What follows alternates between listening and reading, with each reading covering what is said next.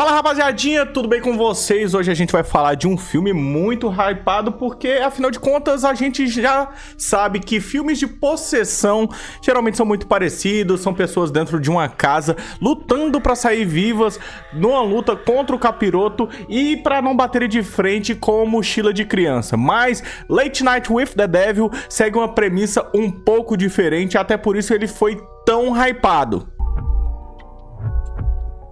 O filme já saiu há algum tempo nos Estados Unidos, mas aqui no Brasil ele só estreia no dia 22 de agosto, mas eu meio que dei meu jeito pra assistir e pra trazer pra vocês. Já deve ter milhares de resenhas aí no YouTube, mas a minha é diferenciada e vocês sabem disso. Bom, o filme vai contar a história do Jack Delroy, uma mistura de Gugu com Ratinho que se passa nos anos 70. Ele tem um programa que ele faz de tudo pra buscar audiência e de tudo mesmo. Bom, e quando eu falo de tudo, eu não tava brincando. Inclusive, ele coloca até mesmo sua esposa em estado terminal de câncer para aparecer nesse programa. Mas desesperado pela audiência e vendo que seus números não crescem, o Jack decide ir além. Até mesmo depois da morte de sua esposa, que comoveu muita gente, ele não consegue sair desse segundo lugar e decide que definitivamente ele precisa dar um segundo passo. Isso porque tá chegando a época do Halloween e ele decide entrevistar e fazer um programa temático só de Halloween.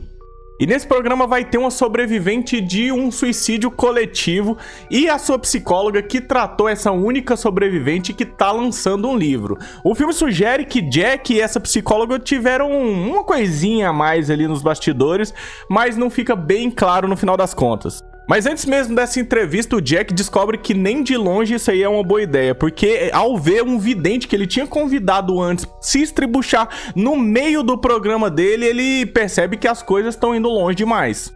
E as coisas ficam ainda mais tensas quando o Jack decide, além de entrevistar a parapsicóloga que se chama June e a Lily, que é a garotinha sobrevivente de todo aquele suicídio coletivo, ele decide também entrevistar o próprio capeta. Isso mesmo, porque eu não tinha explicado antes, mas a Lily é sobrevivente de um suicídio coletivo porque ela morava junto com a galera que era uma espécie de seita que adorava um demônio muito diferentão. E a June resolveu ajudar a Lily porque ela é uma parapsicóloga que supostamente conseguiria fazer esse demônio ficar no lugar dele dentro da Lily sem encher o saco de mais ninguém. Pra falar a verdade, galera, esse filme é um respiro em todos os filmes de terror que tem sido lançado ultimamente, porque tem sido lançado muita porcaria. A gente tem alguns respiros pontuais, como por exemplo esse e o Fale Comigo, e o que eu mais gostei de Late Night with the Devil é porque ele é totalmente diferente, o cenário dele se passa em um ambiente totalmente diferente do que a gente tá acostumado.